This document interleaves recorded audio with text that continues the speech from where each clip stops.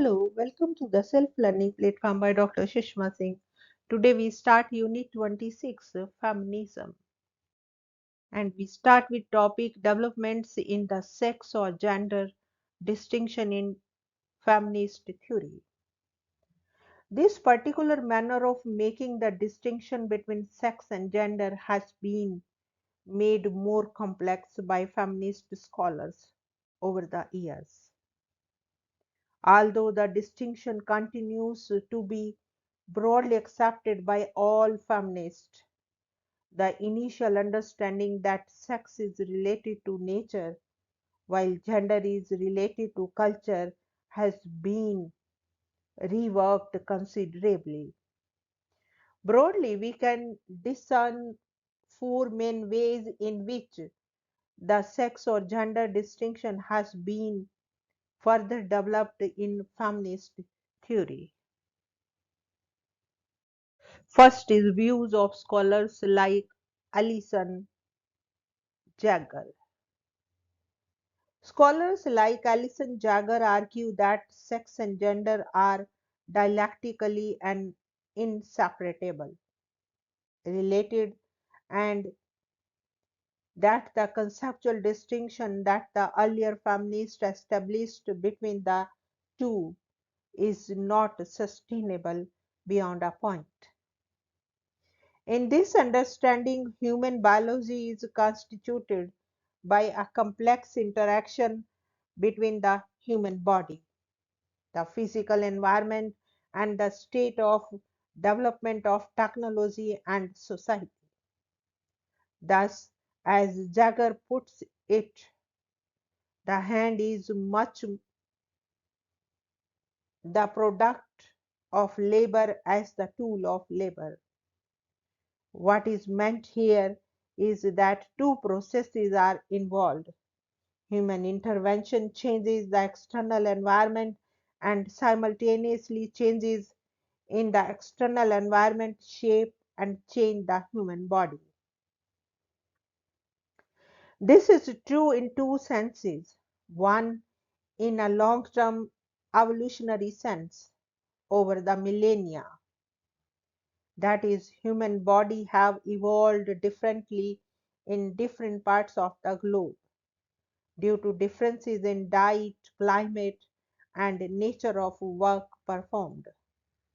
Two, in a more short-term sense, in one lifetime, that is, it is now recognized that neuropsychology and hormonal balances are affected by social factors like anxiety, physical labor, and the level and kind of social interaction, just as much as social interaction is affected by people's neurophysiology and hormonal balances.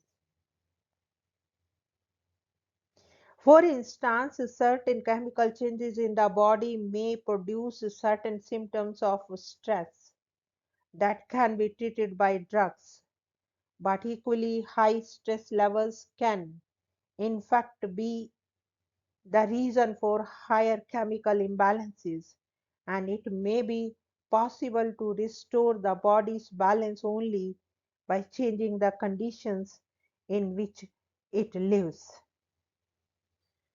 When we apply this understanding that biology and culture are interrelated to the sex or gender distinction, the relevant implication is that women's bodies have been shaped by social restrictions and by norms of beauty. That is, the body has been formed as much by culture as by nature. For instance, the rapid improvement in women's athletic records over the past 2 decades is an indication that social norms have shaped biology and restricted women's physical development. Feminist anthropologists have also pointed out that in some ethnic groups there is little physical differentiation between men and women. In short, we must consider that there are two equally powerful factors at work. One, that is a range of interrelated ways in which society produces sex differences, and two, sex differences structure society in particular ways. Next point is radical feminist.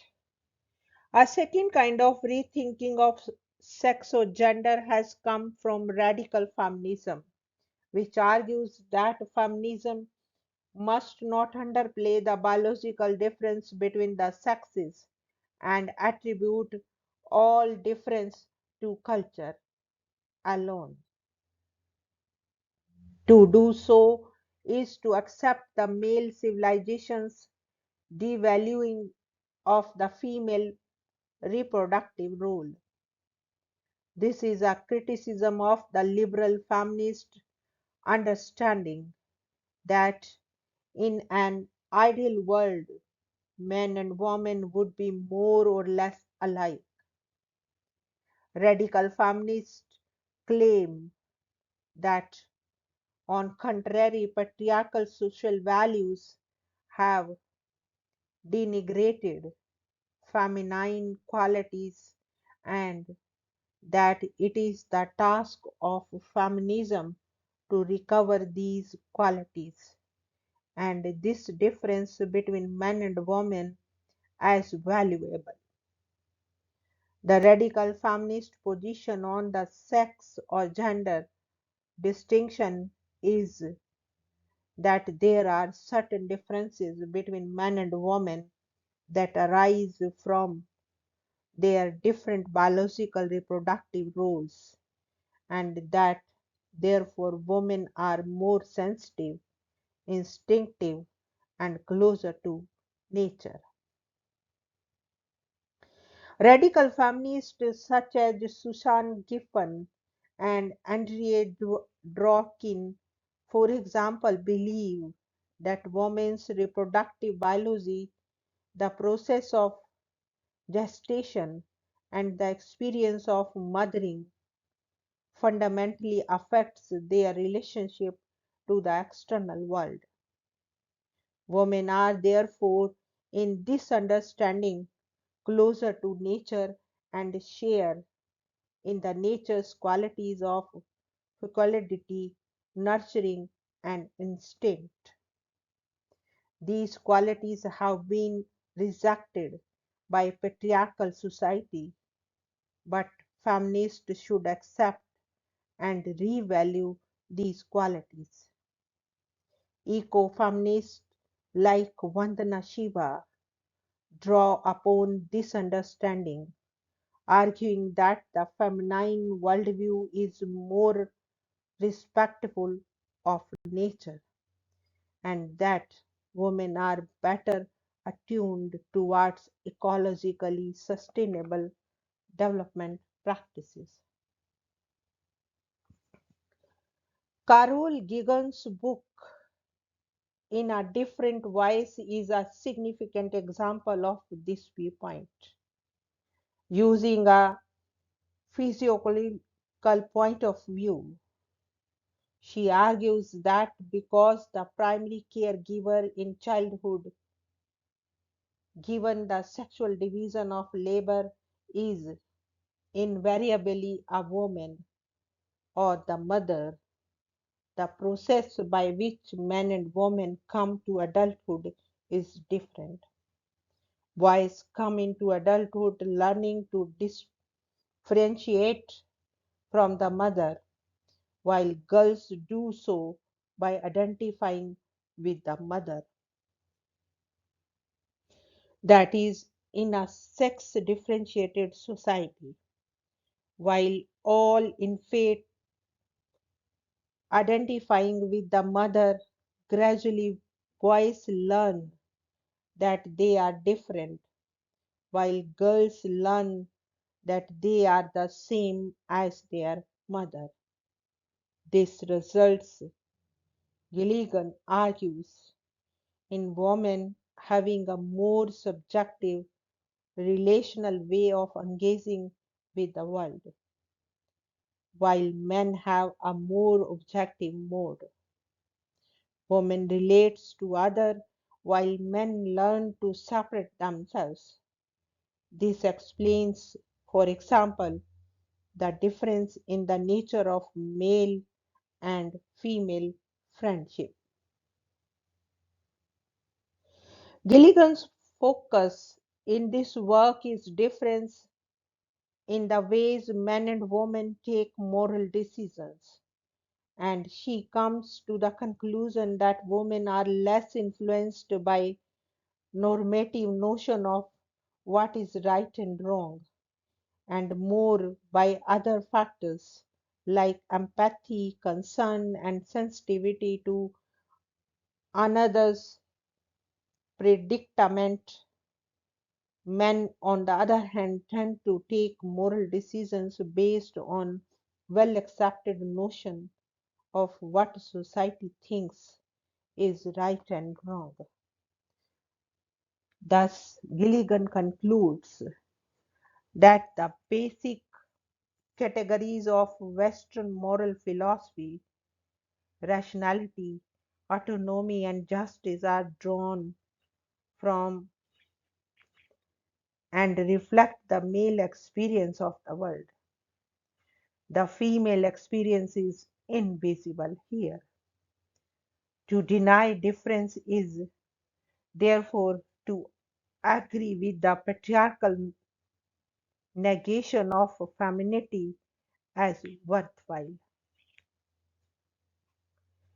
In this context, it is interesting to note that some scholars are of the opinion that strictly bipolar model of masculinity, femininity, and the devaluing of the feminine are characteristics of only the modern Western civilization. Pre-modern Indian cultures had greater space for a variety of sexual identities, nuances, for example, had a socially acknowledged status in Indian society that they have lost in contemporary times. Again, the Sufi and Bhakti traditions drew upon notions of androgyny and often rejected the two sex model. Take, for instance, this poem by a 12th century Shiviti poet Basavana, who wrote in Canada. Look here, dear fellow, I wear these men's clothes only for you. Sometimes I am man, sometimes I am woman. Another Shiva Bhakta, Devra Dasimya, writing 2 centuries earlier, wrote, if they see breasts and long hair coming, they call it woman. If bread and whiskers, they call it man. But look, the self that hovers in between is neither man nor woman.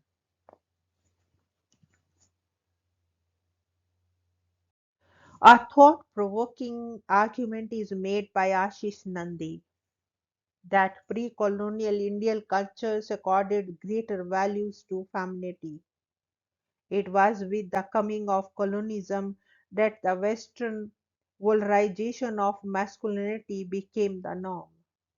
Nationalists, too, then played into this understanding that tried to resist the deriding of Indian culture as effeminate by claiming to be an masculine as the colonial masters. The ideology of revolutionaries, for example, was very masculinist. According to Nandi, Gandhi was unique in attempting to focus on feminine rather than masculine qualities as having the power to resist colonialism.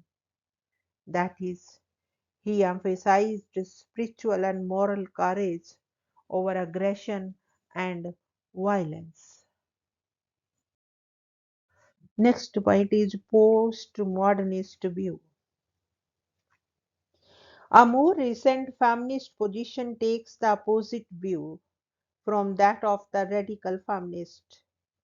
While radical feminists argue that the sex or gender distinction underplays sex differences, a school of post-modern feminist thought holds that it overemphasizes the biological body.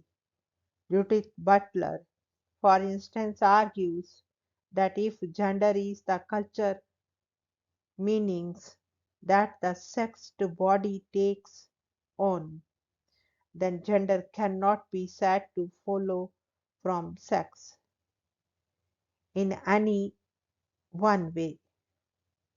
What she says is that gender is not the cultural inscription of meaning onto a pre-given sex.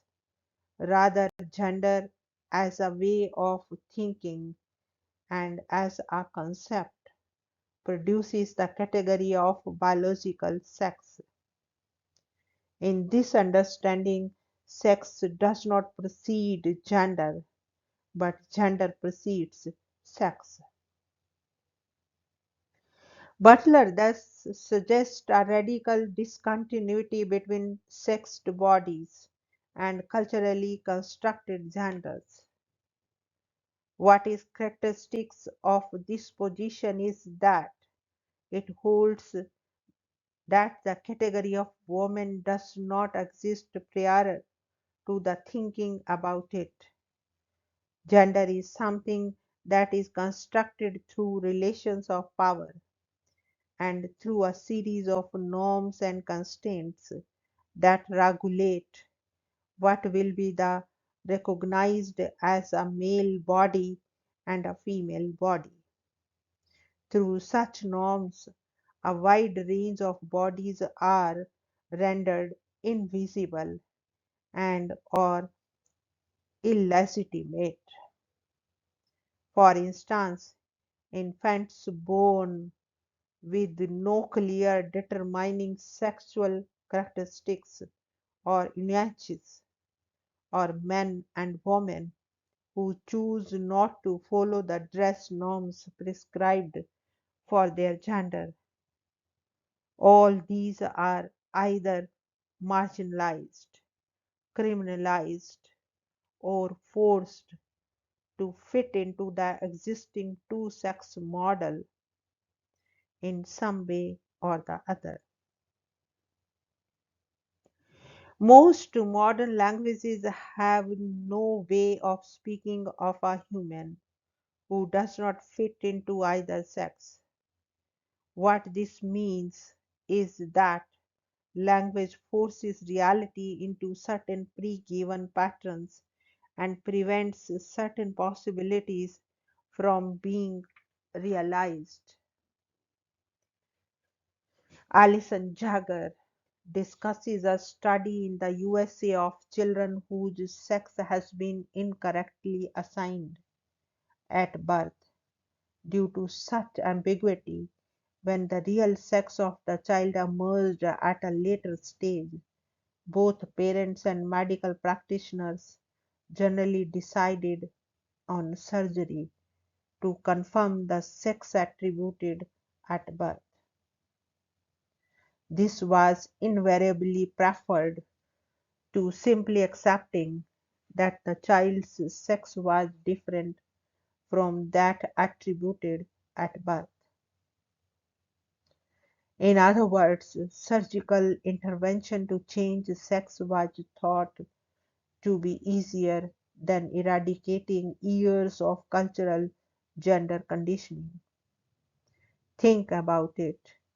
If you had a 3-year-old son whom you took to the doctor for some problems and discovered that the child was more female than male, Would you prefer to now come to the terms with the fact that you have a daughter, inform everybody, change the way you dress, and think of your child? Or would you prefer surgical intervention to retain your son as a son? The fact is that the latter opinion is what any of us would prefer. What does this tell us about the supposedly unchangeable natural category of biology and conversely about the supposedly changeable category of culture? Does it not seem that culture is more concrete sometimes than biology? Feminist scientists such as Ruth Blair and Eileen Fox Killer have argued that a rigid sex or gender distinction restricts biological sex, that is, sex defined as anatomical, hormonal, or chromosomal, as something to be studied by the biomedical sciences, gender being studied by the social sciences. Such an understanding, they argue, mistakenly assumes that while cultural notions of gender may change, the body remains as an unchanging biological reality that needs no further explanation.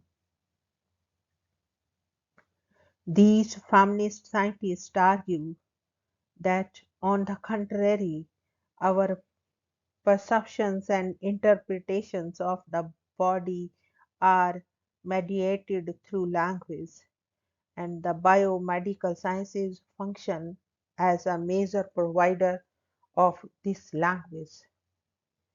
Such a feminist position rejects the idea that scientific facts about the body simply exist to be discovered. Rather, scientific facts are deeply embedded in society and culture. Thus, sex is constructed by human practices. Next point is gender identity interface. A fourth kind of rethinking of the sex or gender distinction comes from locating gender in a grid of identities: caste, class, race, religion. This would mean that the biological category of woman does not necessarily have shared interests, life situations, or goals. This kind of understanding has arisen from the political practices of women's movement all over the world, which has increasingly shown up the fact that women do not exist as a pre-existing subject, which can simply be mobilized by the women's movement. That is, women identify themselves not only and not even necessarily primarily in terms of their gender, but as black or Muslim or Dalit or peasant. So, in many cases, women may be easier mobilized in terms of their religion, for example, than by women's movement. In the case of India, a good example of this is the debate over the Uniform Civil Code. All religious communities have their own personal laws which discriminate against women on matters of marriage, divorce, inheritance, and guardianship of children. The demand for a uniform civil code which would give all women equal rights as citizens has therefore been a demand of the women's movement since 1937. However, in the growing atmosphere of communalism since the 80s and the insecurity felt by the religious minorities, most sections of the women's movement have gradually shifted to the opinion that the position of women should be improved by reforms within personal laws rather than by forcing communities to obey legislation passed by the state. The state no longer has the legitimacy it had in the immediate post independence years. Its role in communal violence is increasingly suspect, and it cannot be seen simply as an agent of progressive social change. Thus, what was a simple feminist demand that all women should have equal rights has been considerably transformed by the politics of religious identity. Further, all political active women do not necessarily act as feminists. They may well be representing interests and structures of power, which feminist politics in India have sought to struggle against. Thus, we find women active in Hindu right wing politics and in anti lower caste movements like the agitation against the Mandal Commission report. In other words, in this understanding, the feminist sex or gender distinction must take into account other modes of constituting identity. Depending on the context, even as feminist, we may have to privilege caste or class identity over gender in some cases, just as we expect Marxist or Dalit activists to privilege gender over class and caste in some context. Next point is naturalness of heterosexuality questioned. A further significant implication of the sex or gender distinction suggested by feminist theory is that the supposed naturalness of heterosexuality is called into question. Adrian Rich uses the term compulsory heterosexuality to refer to the way in which heterosexual marriage is set up as the unquestionable norm.